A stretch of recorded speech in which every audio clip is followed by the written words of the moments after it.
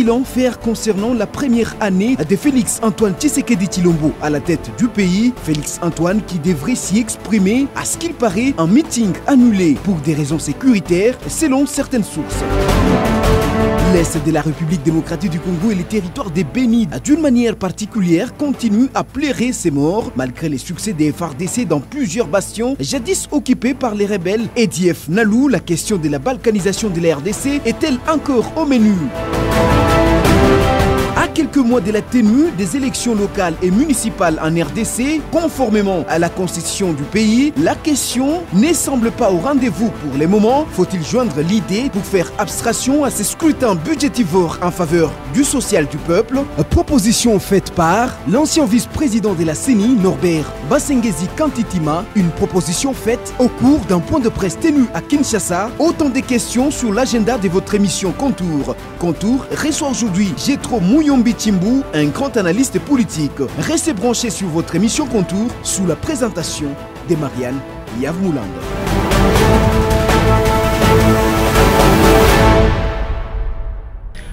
Bonsoir fidèles téléspectateurs de Malaika Télévision et bonjour pour ceux qui vont nous suivre en rediffusion.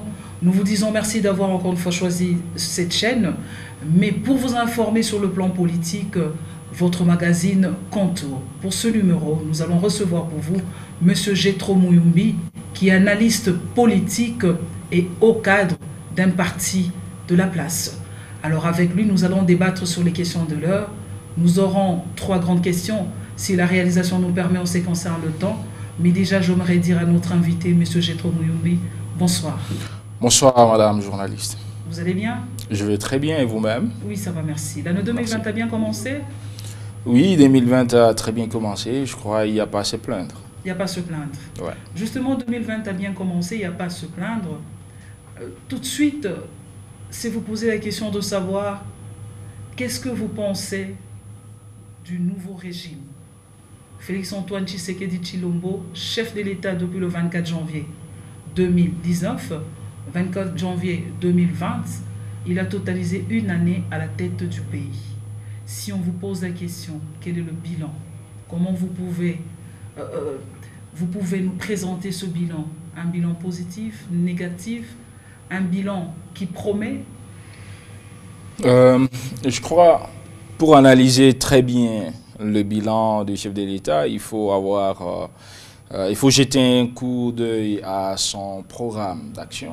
Lorsqu'il était en train de prêter serment, je pense, il a donné de grandes lignes par rapport à ce qu'il devrait faire. Et c'est ça qui peut nous aider à bien analyser. Je crois, là-dedans, moi, je ne vais pas donner la liste, mais vous êtes journaliste. Je crois que vous étiez en train de suivre avec nous. Vous avez vu, il y avait une question du social. Aujourd'hui, nous pouvons évaluer l'action du chef de l'État par rapport à cet axe social. Il y avait l'axe infrastructure, il y avait là-dedans l'aspect de la guerre de l'Est qui a perduré, un certain nombre d'éléments qui peut nous aider aujourd'hui à évaluer l'action du chef de l'État. Je crois, si moi je voudrais vous rétorquer la même question, je pouvais vous poser la question, est-ce qu'aujourd'hui on ne parle plus de la guerre de l'Est? Est-ce qu'aujourd'hui le social du Congolais est évalué à un avancement de combien de pourcents? Ce sont des questions peut-être. Alors je pense que ça, ce sont 2 éléments qui pourront nous aider à évaluer réellement l'action du chef de l'État aujourd'hui après une année. Mais seulement, il faut aussi savoir que le chef de l'État, bien sûr, comme on l'a dit, il a pris le pouvoir 7 mois après et il a essayé de faire un certain nombre de tâches qu'on a communiquées sous forme de 100 jours du chef de l'État, entre autres les sautes-moutons et autres. Bon, il y a un certain nombre d'éléments. Aujourd'hui, nous pouvons évaluer ensemble avec vous pour dire est-ce que tous ces éléments évoluent correctement? Est-ce que ça connaît un problème, les blocages quelque part? Mais peut-être moi je dirais, si nous voulons évaluer, peut-être attendons évaluer 2 ans ou 3 ans. Mais si nous voulons évaluer une année aujourd'hui, peut-être les mots seront aussi très durs. Les mots seront très durs pour une année. Donc vous pensez qu'il faut donner du temps au président Félix-Antoine Tshisekedi pour un bilan? Ça m'engage parce que je suis de ceux qui lignent du côté des optimistes. Je ne peux pas dire d'emblée que le président Félix n'a rien fait et il ne va rien faire, mais je ne crois pas qu'une année du chef de l'État est satisfaisante jusqu'à aujourd'hui parce que vous avez vu d'où nous venons avec les taux de dollars, là où nous en sommes aujourd'hui. J'étais en train de suivre les prix du sac de farine, pas seulement dans le Haut-Katanga, en Bujimaï par exemple, disons en général. Et il y a un certain nombre d'éléments qui montrent qu'il y a encore des choses à faire. Alors ça peut peut-être nous amener à dire, évaluer aujourd'hui l'action du chef de l'État pour une année. Peut-être nous ne serions pas très satisfaits. Quand je dis nous, je parle du peuple congolais, de la population congolaise.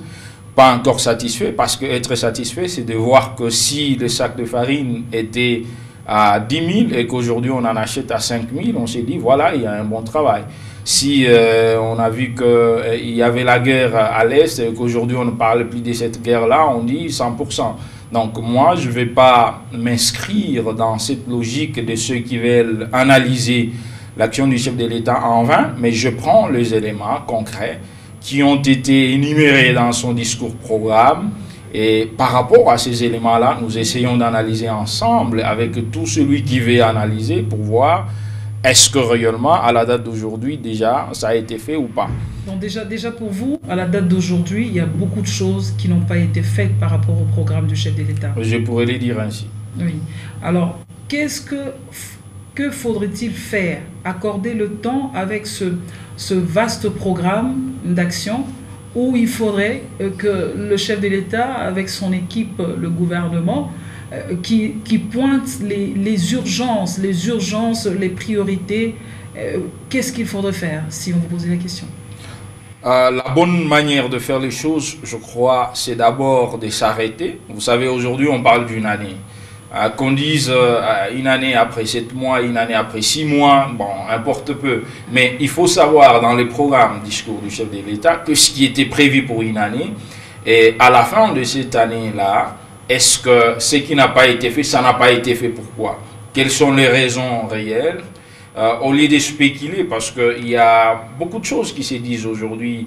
On acquise l'autre, on acquise tel, tout ça c'est bien. Mais moi je pense la meilleure façon à faire, c'est de réunir un certain nombre d'analystes, de ceux qui ont de l'expérience d'évaluation, même des projets, peut-être de certaines activités comme ça, pour essayer de se poser la question, qu'est-ce qui nous a bloqué réellement, qu'est-ce qui n'a pas été fait et pourquoi ça n'a pas été fait.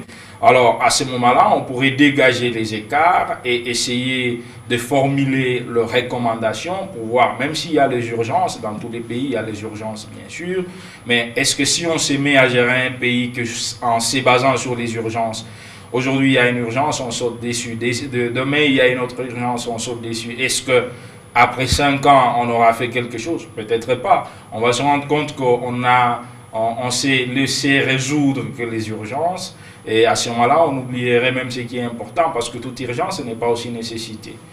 On peut avoir une urgence qui n'est pas une nécessité. On peut avoir une urgence qui n'est pas une nécessité. Puisque nous abordons déjà cette question, j'aimerais également vous poser la question. Aujourd'hui, ça parle, ça murmure, ça boude en ce qui concerne les 100 jours du programme, les 100 jours du président Félix-Antoine Tshisekedi, les urgences. Et parmi ces urgences, il y a le dossier saute de mouton, où aujourd'hui la population congolaise se rend compte qu'elle a été dribblée, qu'elle attend pour rien. C'est un dossier où plusieurs se sont en train de s'enrichir. Quel est votre point de vue par rapport à ce dossier, le saute de mouton? Est-ce que c'était une priorité? Est-ce que c'était une urgence des urgences, surtout qu'on a déjà des routes?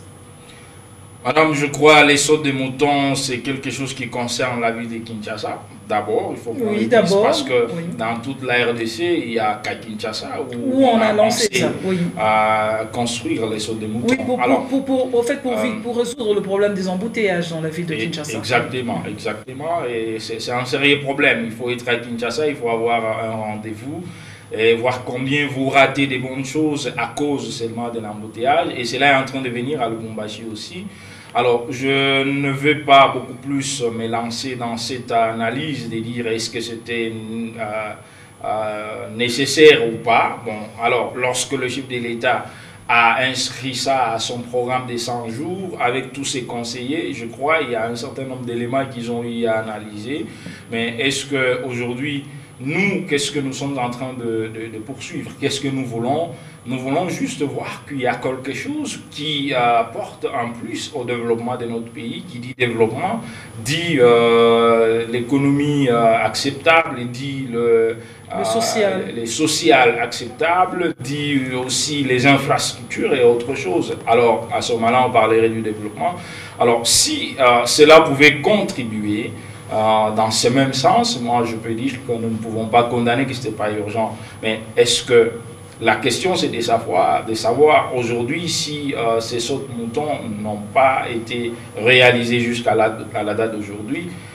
Est-ce que nous allons nous attarder à savoir si c'est réalisé ou ce n'est pas réalisé? Nous constatons que ce n'est pas réalisé comme il était prévu. On doit se poser la question pourquoi ce n'est pas réalisé, qu'est-ce qui nous a freiné? Parce que c'est en se posant une question comme ça que nous allons découvrir les éléments qui pourront nous aider à s'aligner correctement, à affronter correctement ce travail-là, afin que ça contribue au développement de notre pays. Mais il y a quand même une bonne blague qui circule aussi. Le directeur de cabinet du chef de l'État, Vital Kamerhe, aurait même déjà fait une déclaration à l'époque en disant si le 30 janvier 2020, il n'y a pas inauguration du saut de mouton de pompage, nous sommes là à Kinshasa, qu'on l'appelle. Alors ça fait débat. Votre point de vue pour qu'on passe à la deuxième grande question? Madame, vous savez, il y a un politicien qui avait dit il faut dire que quand on a une cause noble et des mots corrects pour dire. Bon, je ne préfère pas que ça soit un débat, réellement ça circule aujourd'hui. Les politiciens aiment toujours parler, mais à un certain moment, il faut essayer de voir pourquoi faire une déclaration. Est-ce que cette déclaration qu'on est en train de faire, ça a un impact positif et sur quoi par rapport à ce qui est attendu?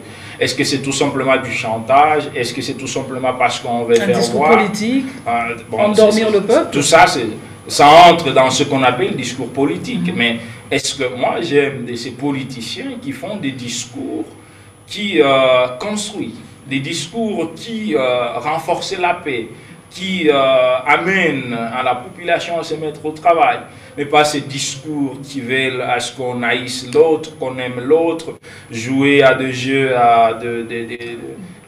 je ne sais pas moi, du chat et de la souris à la souris. Par exemple, parce qu'on veut tout simplement faire de la publicité. La vraie publicité, madame, c'est le travail.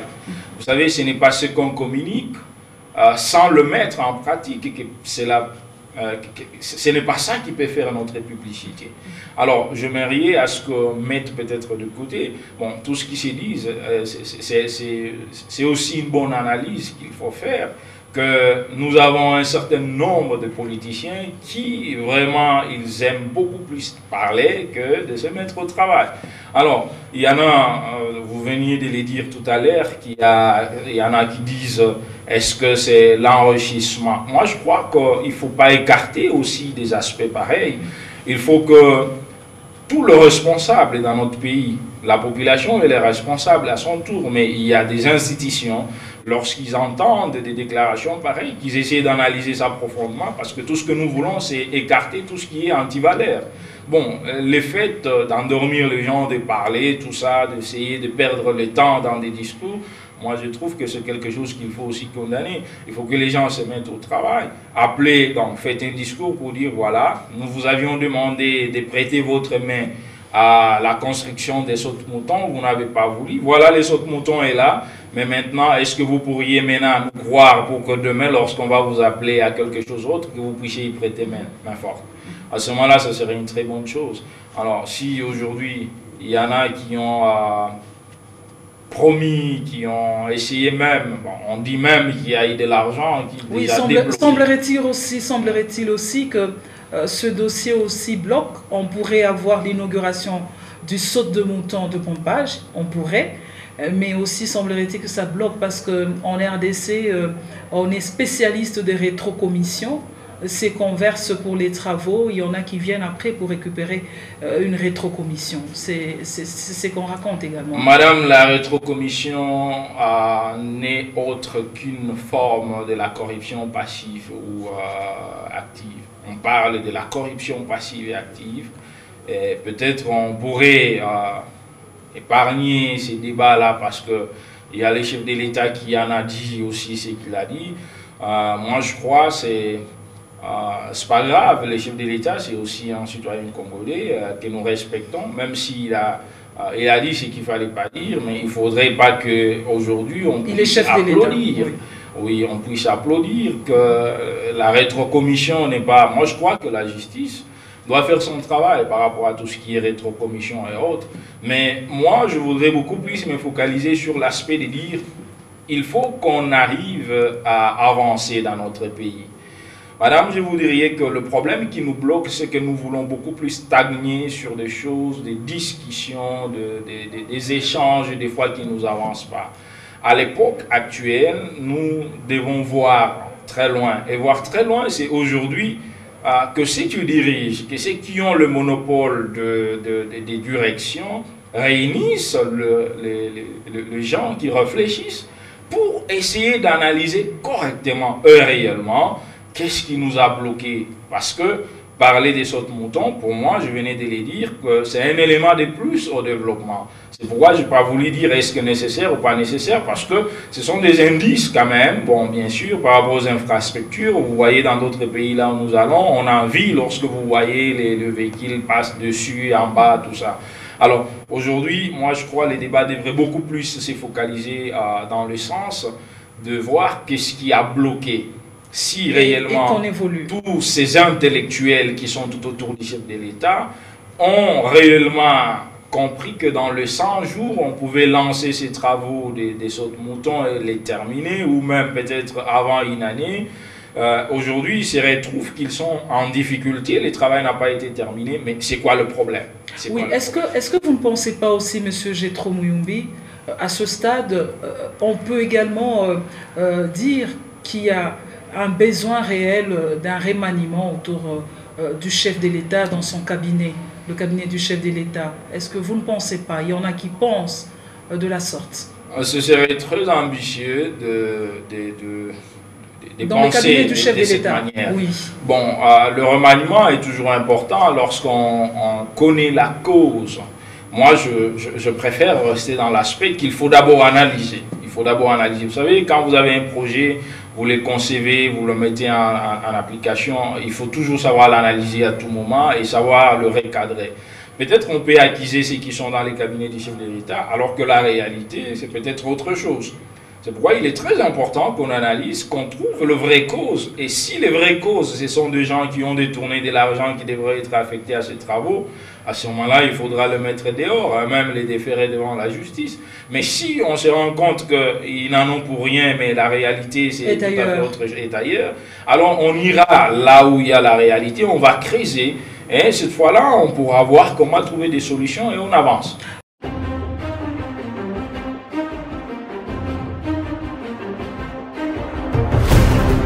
Les analyses des Congolais ne semblent pas unanimes quant à l'évaluation de la première année de Félix-Antoine Tshisekedi à la tête du pays. Loin d'idée des sondages, nombreux sont certes ceux qui applaudisseraient le nouveau chef de l'État, considérant que sa première année symbolise la rupture avec le régime passé, un régime dont la fin était émaillée de nombreuses critiques.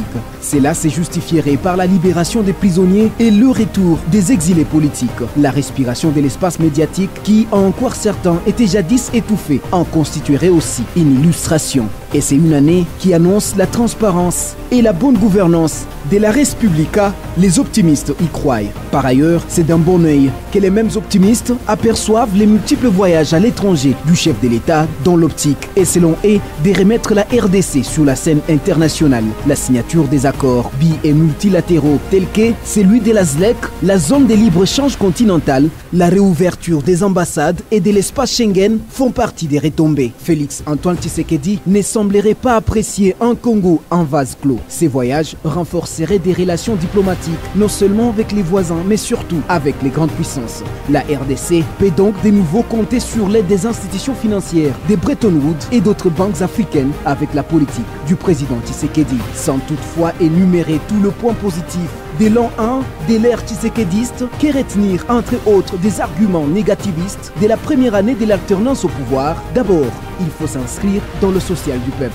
L'espoir ne serait pas en train de s'envoler malgré le slogan du peuple d'abord, la dépréciation monétaire du franc congolais avec comme conséquence la hausse effrénée des produits de première nécessité aurait caractérisé la première année de Félix Antoine Tshisekedi. La promesse de l'augmentation des salaires des fonctionnaires de l'État et des militaires tarde à se matérialiser. Cela renvoyerait également à l'insécurité grandissante dans des centres urbains où l'on ne cesse d'enregistrer des cambriolages des maisons accompagnés des meurtres, des vols, des viols et d'autres actes ignobles. Que dire de la guerre qui sévisse encore à l'Est malgré plusieurs initiatives du président Tshisekedi? On pleure chaque jour des morts à Béni au rythme du debout congolais qui chante un Congo dont Béni. Concernant les infrastructures, les Congolais attendaient l'inauguration du premier saut des moutons le 30 janvier 2020. Parole d'honneur du directeur de cabinet du chef de l'État, Vital Kamerhe Lwakanigini. Président qui vient sans gouvernement et il fait ce qu'il est en train de faire.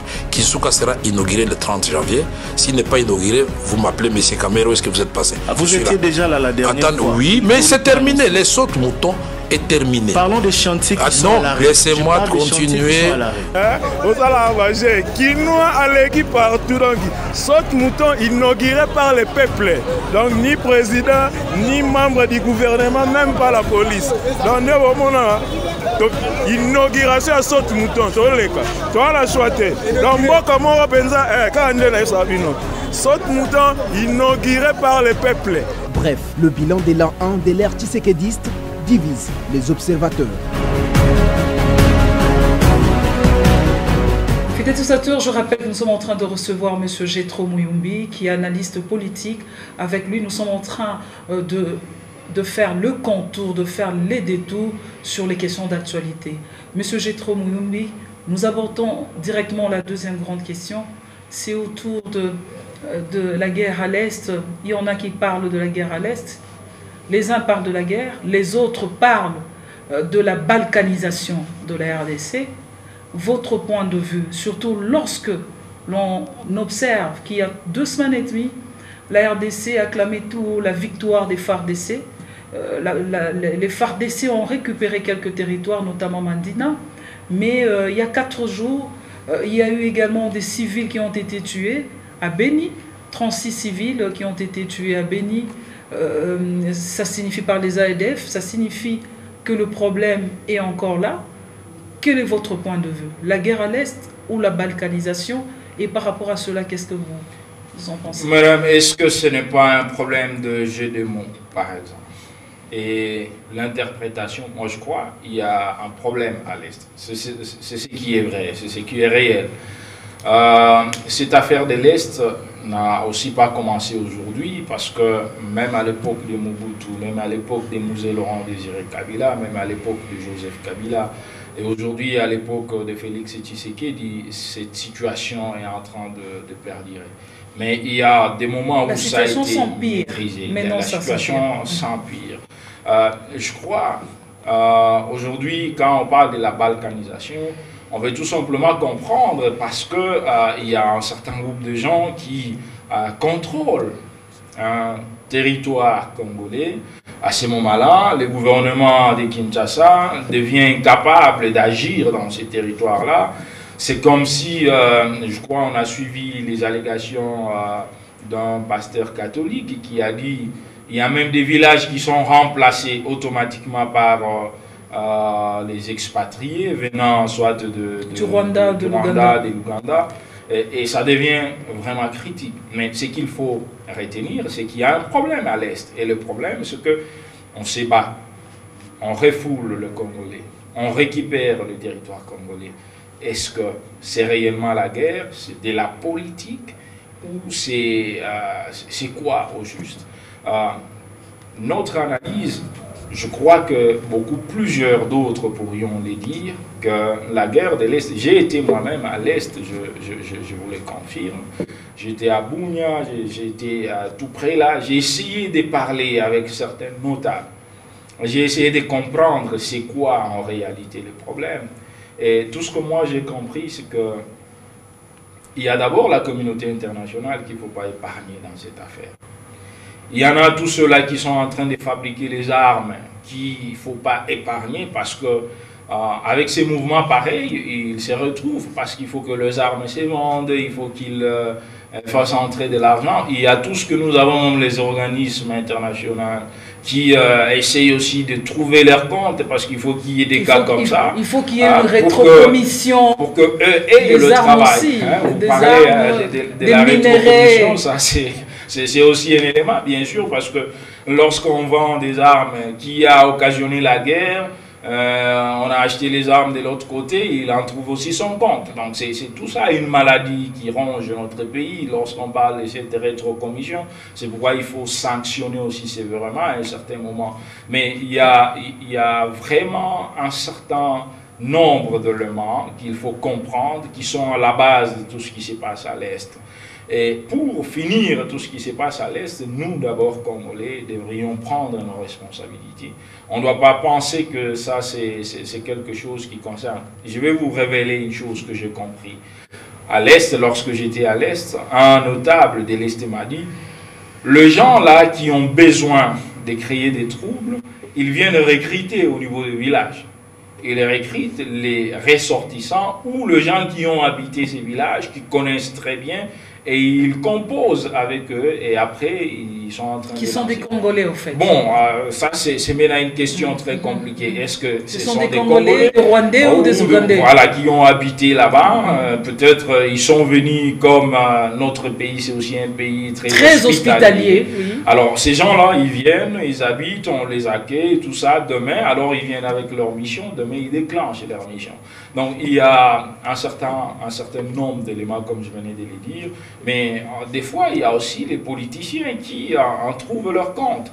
Bon, je ne voudrais pas accuser qui que ce soit, mais je vous dis que j'y ai été et j'ai essayé d'échanger avec beaucoup de gens parce qu'il y a des gens qui veulent toujours se positionner, qui ont besoin qu'on les approche pour négocier avec eux, afin qu'ils trouvent peut-être un poste où qu'ils essayent de bien caser les autres, et ils sont derrière toutes ces choses-là. Alors voilà, je crois, ce qu'il faut constater, c'est qu'il y a un problème à l'Est. Et ce problème ne sera résolu que par nous-mêmes, les Congolais. Mais comment nous prendre en charge, d'abord, être vigilants et aussi essayer de comprendre pourquoi cette guerre persiste. Est-ce que réellement les armes qu'on a fabriquées, on ne peut pas les vendre en Belgique, par exemple, on ne peut pas les vendre en France, et c'est seulement au Congo où on doit vendre les armes pour que les gens se battent à l'Est? C'est un élément. Voilà, alors moi je pense qu'il nous faut se prendre en charge. Il faut aussi beaucoup plus réfléchir par rapport à ça. Se prendre en charge, réfléchir, je pense que nos frères, nos sœurs qui sont à l'Est se prennent en charge depuis des années, je pense, et ils sont tués aussi depuis des années. Est-ce que ce n'est pas une mesure, une proposition trop facile quand vous parlez de se prendre en charge pour la population? Est-ce que vous ne pensez pas qu'aujourd'hui, ce sont plus les politiques qui doivent expliquer clairement à la population congolaise qu'est-ce qui se passe à l'est de la RDC, quels sont les accords qui auraient été signés? Est-ce que vous ne pensez pas que nous sommes à l'heure où les politiques congolais doivent expliquer clairement les choses pour que finalement tous les Congolais se disent nous pouvons faire ceci pour sauver notre pays? Madame, il n'y a aucun Congolais qui se bat seul. Tous ceux qui se disent politiciens, il n'y a aucun politicien, je voulais dire, qui se bat seul. Tous ces politiciens ne trouvent leur revers, ne trouvent leur force que dans la population. C'est lorsqu'on essaie d'appuyer quelqu'un qu'il se trouve fort et qu'il se dit politicien. Alors, si je suis en train de dire c'est prendre en charge, oui.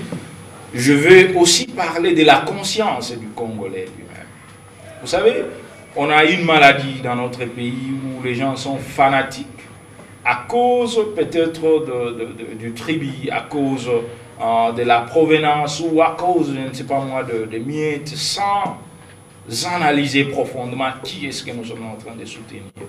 Ça, c'est un sérieux problème. Alors quand je parle de se prendre en charge, c'est beaucoup plus pousser notre façon de voir les choses, notre façon d'analyser toute action que nous sommes en train de mener ou de mettre en place et essayer de voir l'implication de cela. Alors, vous venez d'évoquer un élément que nos amis de l'Est se sont pris en charge depuis très longtemps. Et moi, je vais vous donner un autre exemple. Dernièrement, ici, lorsque les jeunes se sont mobilisés, on est en train de louer la FARDC parce qu'ils ont fait un grand travail. Mais la FARDC à elle seule, elle ne peut rien parce que si la même population ou certains Congolais peuvent facilement communiquer les informations aux ennemis, je crois, la FARDC, quelles que soient les armes qu'ils ont, ils ne pourront pas faire quelque chose de consistant. Lorsque vous parlez de se prendre en charge, tout le monde est concerné, population, politiciens. Exactement. Mais la responsabilité de politiciens face aux accords, vous ne pensez pas qu'il est temps que les politiciens expliquent aussi quels sont les accords qui auraient été signés face à cette situation de l'Est de la RDC? Madame, on parle beaucoup plus des accords, mais des fois difficile de brandir ces accords dont il est question. Mais il faut peut-être noter que même si accord il y a, et que cet accord était en train de marcher en l'encontre de la population est à mesure de faire dévoiler cet accord et même de le faire rejeter.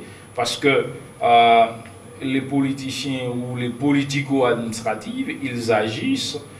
Il y a 2 députés qui sont élus par le peuple, qui représentent le peuple. Bon, si quelqu'un te représente, c'est-à-dire que tu lui as donné mandat. Et lorsqu'il fait quelque chose en l'encontre de ce que toi tu lui as demandé de faire, tu es en mesure de lui retirer ce que tu lui as donné comme mandat.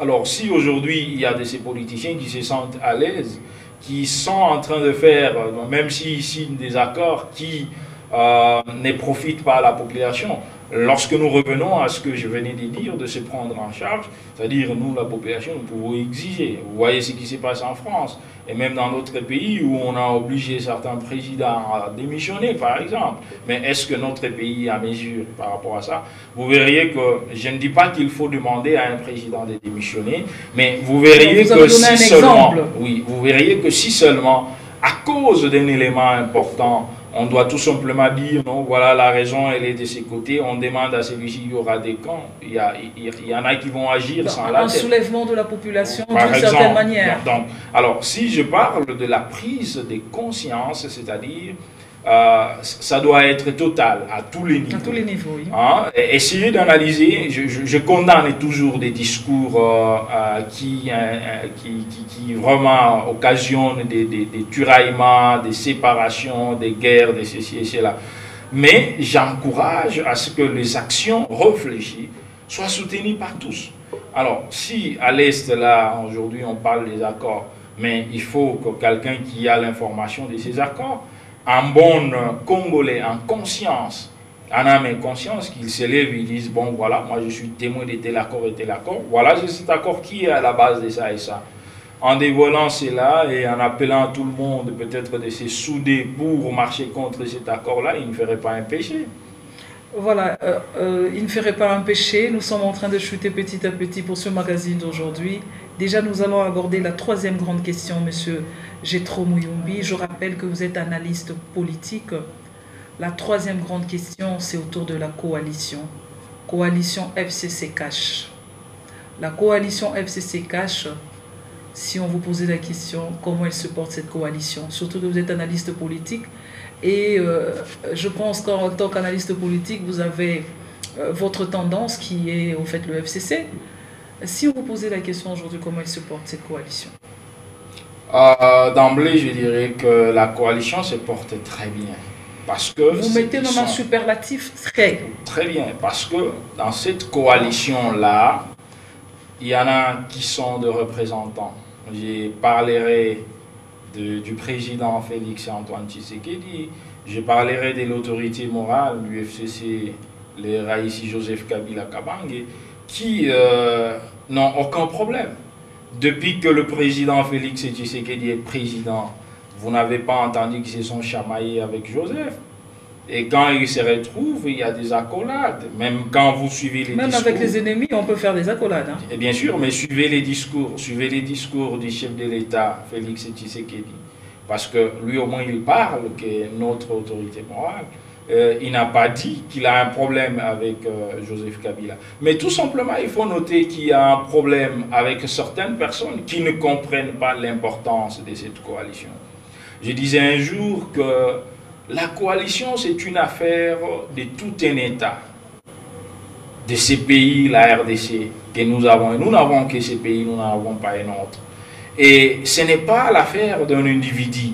Je rappelle que si le Raïssi Joseph Kabila Kabange n'aimait pas ces pays, ne nous aimait pas, nous Congolais, il pouvait facilement dire, je vais l'armée, j'ai ceci et cela, je reste. Je ne respectais pas la Constitution. Et alors, il pouvait par exemple dire, bon, je ne reste pas, mais j'impose.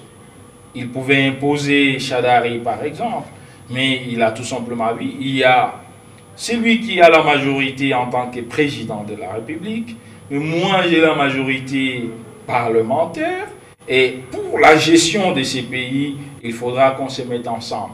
En se mettant ensemble, ça signifie qu'il faudra qu'on évite les tiraillements de gauche à droite, et nous essayons de parler le même langage.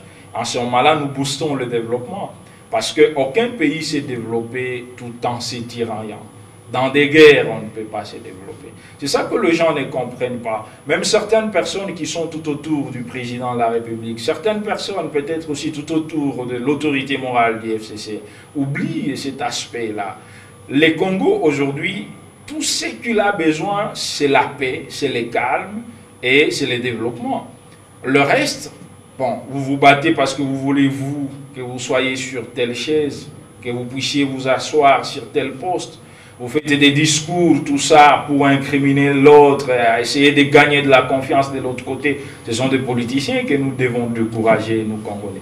Et là, je reviens encore dans ce que je disais, la prise de conscience de tout Congolais. Vous voyez un politicien qui essaye d'alarmer, qui essaye d'allumer les faits de l'autre côté, il faut vite lui demander de se taire et lui montrer que le Congo a besoin de la paix. Le Congo a besoin du calme pour avancer. Il y a certains Congolais qui pensent, puisque vous venez de le dire très bien, la prise de conscience de tout Congolais, mais il y a certains Congolais aussi qui pensent, pour que les choses évoluent, il faudrait que cette coalition s'arrête. Il faut carrément parler d'une cohabitation, pas d'une coalition.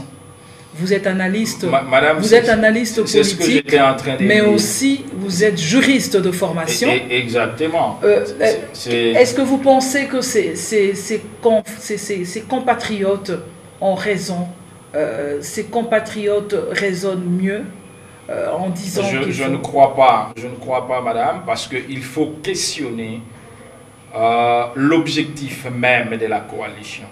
Il faut questionner. Il ne faut pas qu'on tombe dans les jeux de mots inutilement. Bien sûr, nous sommes en politique. Des fois, on doit essayer de voir le bien de cette coalition FCC-Cash. C'est tout simplement de faire une unité. Les Blancs ont compris cela.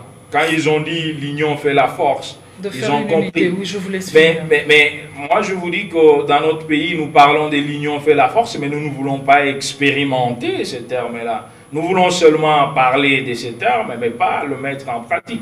Mais c'est ça, l'essai, le premier essai que Joseph Kabila, qui a prouvé d'abord de l'amour de ses patries. Il n'a pas été contraint, Joseph Kabila, à laisser le pouvoir. Je ne le crois pas, parce que je venais de dire... de cette communauté internationale, entre guillemets. Je ne crois pas, madame. Ça, ce sont des discours. Ça, ce sont des discours de ce genre mal en point qui sont en train de vouloir toujours activer les feux pour rien. et ils veulent faire voir aux autres que non, voilà, il y a ça, il y a ça. Mais moi, je vous dis que Joseph Kabila a tout simplement pensé pour le développement de ces pays. Il a trouvé l'issue acceptable. Il a dit, bon, si moi je lâche, je laisse parce que je respecte la Constitution, mais je voudrais quand même qu'on trouve un terrain d'entente pour bien gérer ces pays, parce qu'il a la majorité parlementaire dans tout le pays du monde. C'est lui qui a la majorité parlementaire, il doit toujours imposer aussi sa logique, sa philosophie, la philosophie de sa gestion qui continue. Même aux États-Unis, on a le président de la République, mais nous avons le Sénat, nous avons le Parlement, ils sont en train de faire leur travail. Et personne ne dit non, ils ont contraint les chefs de l'État. Alors aujourd'hui, il faut que les gens comprennent que la coalition, c'est l'affaire de tout un pays. Ce n'est pas l'affaire d'un individu, Joseph Kabila et Félix. Ça c'est noté. Pour vous, la coalition, pas autre chose. Cohabitation, vous ne pensez pas? Non, je ne crois pas que parler de la cohabitation, est-ce qu'on voudrait remplacer quoi là-dedans, hein? Déjà, nous je pouvons rappelle cohabiter. que vous êtes également juriste. Oui. Exactement, c'est pourquoi je suis en train de revenir maintenant dans le sens même de ces termes qui parlent de la cohabitation. On a vécu par exemple lorsque le président Kabila était en train de diriger l'IDPS qui était de l'autre côté, mais il y a eu une cohabitation. Mais est-ce que dans cette cohabitation, on pouvait se retrouver pour dire, voilà, nous mettons les idées ensemble pour avancer? Non. Mais dans la coalition, on s'est dit, voilà, vous proposez ceci, moi je propose ceci. Je crois que le juste milieu, c'est celui-là, alors prenons le juste milieu et avançons. C'est ce qui est très important aujourd'hui. Alors si les gens veulent détourner tout ça, c'est tout simplement parce qu'il y en a qui veulent toujours nous sortir de la bonne voie vers le développement, pour nous amener sur un terrain où on va se tirailler, où il y aura toujours des guerres, il y aura des ceci et cela. On va comprendre que c'est tel qui est fort, c'est tel qui n'est pas fort, l'autre a perdu. À ce moment-là, moi je crois qu'on n'aime pas les pays. C'est pourquoi il faut toujours soutenir qu'il y ait cette coalition, qui est cette coalition CACH-FCC qui nous permet d'avancer, qui nous permet d'aller de l'avant, mais oublier tout ce qu'il y a de provocations à gauche et à droite. Oubliez tout ce qu'il y a de provocations à gauche et à droite. Je rappelle que nous sommes en train pratiquement de chuter déjà. Nous recevons pour vous dans ce magazine politique Contour M. Gétro Muyumbi. Avec lui, nous sommes en train de débattre sur les questions d'actualité. Nous sommes en train de finir l'insécurité dans la ville de Lubumbashi. M. Gétro Muyumbi, vous vivez à Lubumbashi, c'est votre ville. L'insécurité. Il y a une semaine, il y a certains bandits, certains voleurs, de brigands qui ont été amenés à la prison d'Angenga, à l'Équateur. Les gens ont salué l'action. Votre point de vue par rapport à ce transfèrement des prisonniers dans la province de l'ex-Équateur? Je voudrais commencer par féliciter les gouverneurs de la province, Jacques Yabula, parce que l'initiative qu'il a mis en place en nommant une commission à la tête de la sécurité, notamment le général Morikita et les autres, je crois que c'était déjà une très bonne chose et on a observé que depuis un certain temps... Disons que la décision est venue de Kinshasa, au fait, du gouvernement national. Je me réserve, mais je sais quand même que c'est quelque chose qui a été fait dans ce sens-là. De positif. Des positifs. Et depuis un temps, on est en train de voir comment on évacue un certain nombre de gens qui étaient en train de s'aimer la panique derrière dans notre province. Et je crois que c'est quelque chose de très important et positif. Mais tout simplement, il faut souligner un élément que ce n'est pas au gouverneur seul. Il faut à un certain moment... Vous savez pourquoi même à l'école on a étudié l'histoire? C'est parce que c'est dans l'histoire qu'on puise aussi de la sagesse. Vous savez, à l'époque des musées Laurent Désiré Kabila, avec le système des Tchembe et autres, ça a beaucoup plus contribué. Et si vous allez en Zambie, vous allez en Tanzanie et même dans d'autres pays. À l'époque des musées, on parlait, oui, Tchembe, force d'autodéfense populaire.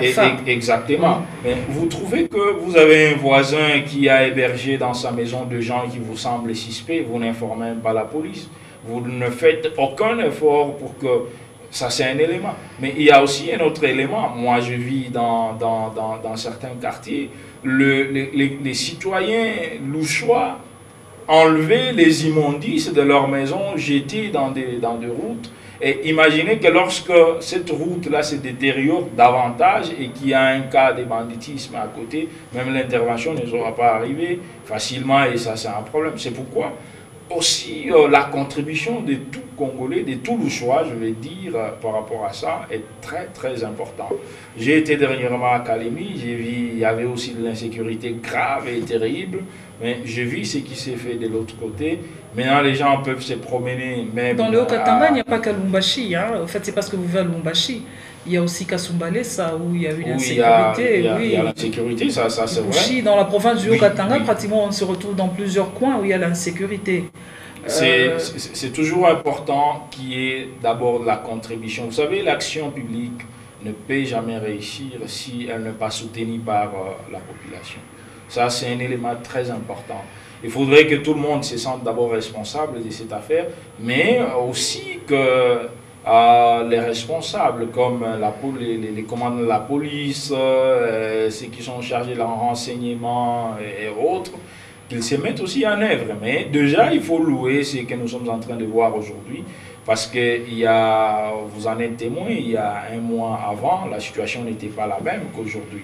Bien sûr qu'il y a encore quelques cas par-ci par-là. Moi, je crois que si nous soutenons l'action, soutenir aussi en payant les taxes et autres choses que nous sommes censés payer pour que ça contribue. Ah mais là vous êtes en train de faire une autre campagne là, monsieur Gétro. Je ne fais pas. Vous faites une autre campagne. Je ne fais aucune campagne, mais je suis en train de dire des choses qui pourriont peut-être contribuer, parce que vous ne pouvez pas vouloir une chose et son contraire. Si, par exemple, vous demandez à ce que la police fasse correctement son travail, le gouverneur fasse son travail, mais vous ne le soutenez pas dans ce qu'il est en train de faire, s'il n'a pas les moyens de sa politique... Mais si moi je n'ai pas mon salaire, je ne suis pas payé, je n'ai pas un salaire, comment je vais payer les taxes de l'État? C'est aussi une autre question. Voilà pourquoi on va encore revenir sur le premier dossier, quand on parlait du bilan, donc le social. Lorsque le social ne marche pas, je pense... Oui, je crois, vous savez, si les sociales ne marchaient pas, c'est toujours dans le même ordre d'idée, parce qu'on ne peut pas réclamer. C'est pourquoi il faut comprendre. Vous savez, quand on est en train d'analyser une question politique, il faut l'analyser dans sa globalité. Parce que vous ne pouvez pas, peut-être condamner les gouverneurs de la province de n'avoir pas fait ceci et cela, mais si vous êtes tout près de lui, lorsqu'il arrive à la fin du mois, il essaie de voir le recette à gauche, à droite, ça ne lui permet pas de bien motiver la police pour qu'il fasse correctement le travail. Vous savez, j'étais en train de donner l'exemple du Tanganyika. Ce n'est pas pour rien que j'ai donné cet exemple. J'ai posé la question moi-même, mais qu'est-ce qu'il y a à la base? Quelqu'un m'a dit, les policiers, tous ceux qui étaient alignés de travailler, ils recevaient une motivation. Je crois qu'on m'a cité quelque chose comme 50 000 par nuit. Et à ce moment-là, ils faisaient très bien leur travail. Même s'ils rencontrent un citoyen congolais sur la route, à 0h, à 1h, on doit juste vérifier et se rassurer que ce n'est pas un bandit. Donc ça signifie que le Haut-Katanga doit copier le modèle Tanganyika? Vous savez, moi, je connais une adage qui dit on copie les bonnes manières, mais on ne copie pas des mauvaises manières. Alors si... on ne peut pas tout copier, mais si c'est un élément qui peut nous aider aussi à vivre la sécurité dans notre province, mais pourquoi ne pas faire cela? Mais tout ce que moi je vais dire par là, c'est qu'il faut que nous, Congolais, nous, Louchois, puissions aussi contribuer, malgré nos faibles revenus, malgré tout ce que nous avons comme problème, nous puissions contribuer à la politique de l'autorité provinciale. Et cette fois-là, il pourra très bien mettre en application ce qu'il est en train de faire, ce qu'il est en train de concevoir comme politique pour sécuriser cette vie. Nous sommes en train de finir, fidèles téléspectateurs. Je rappelle que nous étions en train de recevoir sur ce plateau M. Gétro Muyumbi. M. Gétro, qu'est-ce que vous avez souhaité que l'on dise lors de ce premier entretien avec vous dans le magazine Kanto que nous n'avons pas dit? Votre mot de la fin. Je crois, d'abord, je dois vous remercier parce que c'est avec des émissions comme ça que nous éveillons la conscience de tout Congolais, de tous les Louchois. Et c'est très important, il faut vous encourager, ça c'est la première des choses. Et je suis aussi très satisfait que vous ayez abordé des questions très pertinentes. Mais ce qu'il faut, c'est aussi que la population et tous les citoyens congolais doivent cesser tout ce qui est dérisoire et se concentrer à des choses importantes. Des choses importantes qui nous amènent à la paix, au développement et à la tranquillité. Parce qu'aujourd'hui, on voit que les gens discutent trop sur les routes, sur les couloirs devant leur maison, des fois sur des futilités. Oh non, il faut qu'il y ait la dissolution de l'Assemblée, il faut qu'il y ait ceci, il faut qu'il y ait cela. Et ils n'analysent même pas la quintessence, la pertinence de ces Est-ce que là, ce n'est pas aussi un problème des partis politiques qui ne prennent pas tout le temps pour enseigner, pour expliquer leur base? Vous avez parfaitement raison, c'est pourquoi je profitais pour faire quelque chose dans ce sens. Nous avons des responsabilités, chacun devant sa parcelle d'abord, dans sa propre maison, pour essayer de sensibiliser la base. Vous savez, si aujourd'hui les gens se focalisent à des futilités, ils oublient ce qui est nécessaire. À ce moment-là, donc, demain, nous allons condamner, non, le chef de l'État a terminé une année, deuxième année va venir.